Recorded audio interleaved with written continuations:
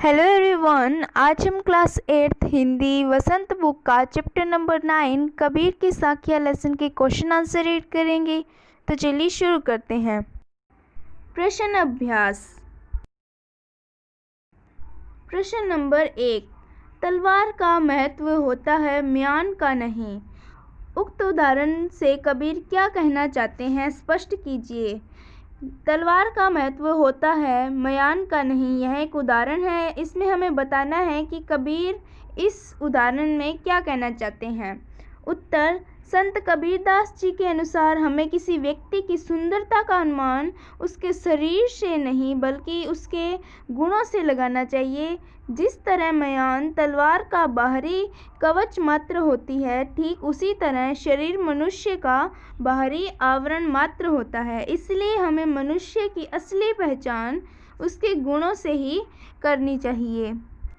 प्रश्न नंबर 2, पाठ की तीसरी साखी जिसकी एक पंक्ति है, मनुआ तो चहुँ दिसी फिरे यह तो सुमिरन नाही, के द्वारा कबीर क्या कहना चाहते हैं। उत्तर, उपर्युक्त पंक्ति में कवि कहना चाहते हैं कि ईश्वर की सच्ची भक्ति करने के लिए मन का केंद्रित होना जरूरी है।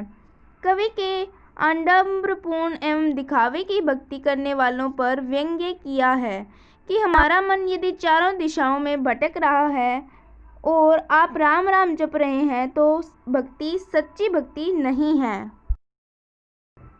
प्रश्न नंबर 3, कबीर घास की निंदा करने से क्यों मना करते हैं, पढ़े हुए दोहे के आधार पर स्पष्ट कीजिए। उत्तर, कवि दोहे के माध्यम से मनुष्य को सावधान करते हुए कहते हैं कि मनुष्य को घास के नन्हे तिनके का अपमान नहीं करना चाहिए, क्योंकि यही तिनका जब आँख में पड़ जाता है तो बहुत पीड़ादायक होता है। भाव यह है कि मनुष्य को किसी का भी अपमान नहीं करना चाहिए।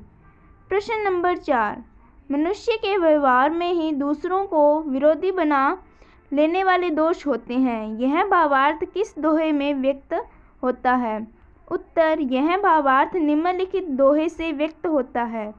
जग में बैरी कोई नहीं, जो मन शीतल होया, या आपा को डारी दे, दया करे सब कोय। कुछ अन्य प्रश्नोत्तर। प्रश्न नंबर 1, कवि और कविता का नाम लिखिए। उत्तर, कवि का नाम कबीर है और कविता का नाम कबीर की साखियाँ हैं। प्रश्न नंबर 2, आपके विचार से जाति महत्वपूर्ण है या ज्ञान की बातें, लिखिए। उत्तर, मेरे विचार से ज्ञान की बातें अधिक महत्वपूर्ण एवं जरूरी है, क्योंकि मनुष्य का भला ज्ञानपूर्ण बातों से होता है, जाति संबंधी बातों से नहीं। प्रश्न नंबर 3, अपशब्द का जवाब अपशब्द से क्यों नहीं देना चाहिए। उत्तर, अपशब्द का जवाब अपशब्द से नहीं देना चाहिए, क्योंकि इससे अपशब्द एक से बढ़कर अनेक हो जाते हैं। इसलिए हमें अपशब्द सुनकर भी शांत रहना चाहिए, अपनी सहनशीलता बनाए रखनी चाहिए। Thank you.